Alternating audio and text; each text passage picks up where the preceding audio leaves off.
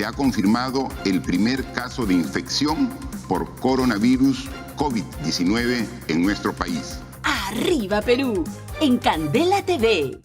¿Cómo debe funcionar del lado del Estado, ¿no? El Ministerio de la Mujer, el Poder Judicial, las Fiscalías, la Policía Nacional del Perú, el acercamiento hacia las mujeres, cómo monitorear estos actos de violencia? Es que esa es la pregunta más compleja, pero que tiene las respuestas ya establecidas previamente. Es decir, si uno quiere evitar problemas de violencia de todo nivel, lo que se necesita urgentemente son políticas realmente preventivas.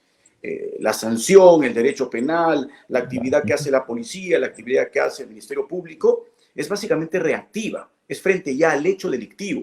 Si yo me quiero anticipar frente a ese hecho, lo que tengo que construir es básicamente una sociedad en donde los estándares de violencia sean residualmente posibles. Y solo ello se va a conseguir en la medida en que el Estado comience a hacer una inversión seria. Y esto significa, lamentablemente, de mediano y largo plazo, en primer lugar, en educación. Si yo quiero evitar violencia en todo nivel, necesito educar a la población desde los niveles más bajos, desde la educación inicial hasta la educación universitaria, gratuita y en estándares elevados, ¿no? Políticas sociales de pleno empleo, políticas sociales de acceso a la salud, políticas sociales tan elementales como el acceso al recreo público. Está demostrado internacionalmente que aquellas sociedades que privilegian el recreo público son sociedades con menos violencia. En el Perú eso es absolutamente indispensable que se consiga, a pesar de que tenemos municipios que son pero tan irracionales, en donde hacen parques preciosos, le ponen una cerca y dice que es prohibido jugar en el parque, si es el lugar de recreo natural de los niños, de los jóvenes, etc. Esos espacios son importantísimos para reducir violencia. Mientras tanto sucede eso, yo tengo que tener mecanismos disuasivos. Y los mecanismos disuasivos no son otra cosa que colocar estándares en todas las comisarías de acogimiento a las personas que son violentadas en el seno del hogar.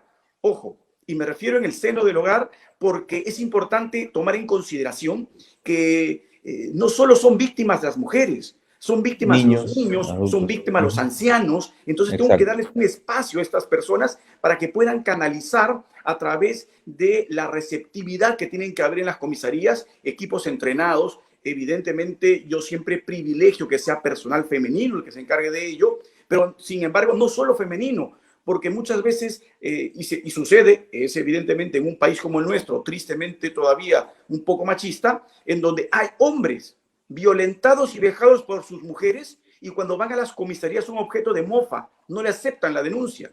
Entonces tenemos que sensibilizar a todo ese ámbito para que las políticas disuasivas sirvan, el que exista una red de servicio a estas personas, que haya efectivamente llamadas en línea en donde se les pueda asistir, que los mecanismos de acogimiento a las personas que son vulnerables sea real, no sea simplemente un discurso. Y evidentemente la última parte, y digo yo siempre para que se reconozca, la menos importante es la parte reactiva, que se aplique la pena que corresponda, porque lamentablemente, yo esto lo he conversado con mis alumnos en la universidad y lo hemos discutido varias veces, el delito de feminicidio es un delito que está mal construido. La valla que le han colocado al Ministerio Público en este delito es excesivamente alta. ¿A qué me refiero? El delito de feminicidio exige que la persona mate, ¿no?, a la mujer por su condición de tal, es decir, estamos hablando de un misógeno. Entonces, si el sujeto mató a la mujer porque la mujer le fue infiel, si el sujeto mató a la mujer porque la mujer agarró todo el dinero que le entregó para la compra y se la gastó en la peluquería, en joyas o en el casino, el sujeto no la está matando a esa mujer por ser misógeno, la está matando básicamente por otras razones. Seguro que sigue siendo un homicidio agravado, un asesinato, porque el móvil es un móvil fútil, es desproporcionado matar a alguien porque se gasta la compra, porque es infiel o porque se va a jugar al casino.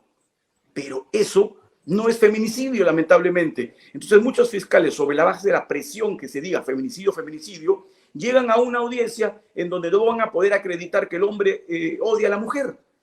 Y por lo tanto, definitivamente esos casos se comienzan a caer. Y es allí donde se producen los errores en el derecho.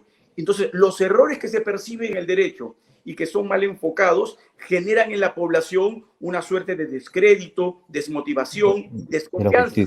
Entonces, es que, como usted lo puede apreciar, el abordaje de este tema es un abordaje multidisciplinario con equipos técnicos que vayan paulatinamente generando desde muy niños un respeto a la condición del más vulnerable. Siempre digo del más vulnerable, que puede ser mujer, niño o anciano. Lo lamentable es que el delito de feminicidio es un delito construido sobre una base ideológica. Y ese es el problema. Cuando yo construyo sobre una base ideológica, es que en la práctica se comienza a desmoronar.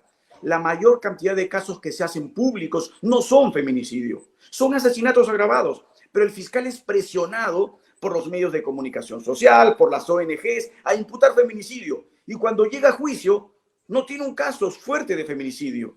Es más, no puede acreditar que ese sujeto ha matado o ha intentado matar por su condición de tal a esa mujer, cuando debió haber imputado un asesinato. Y con eso se desmorona, pues. un éxito absoluto. Entonces, eso es trascendental que se comprenda. Entonces, uno tiene que desestigmar, ¿para qué?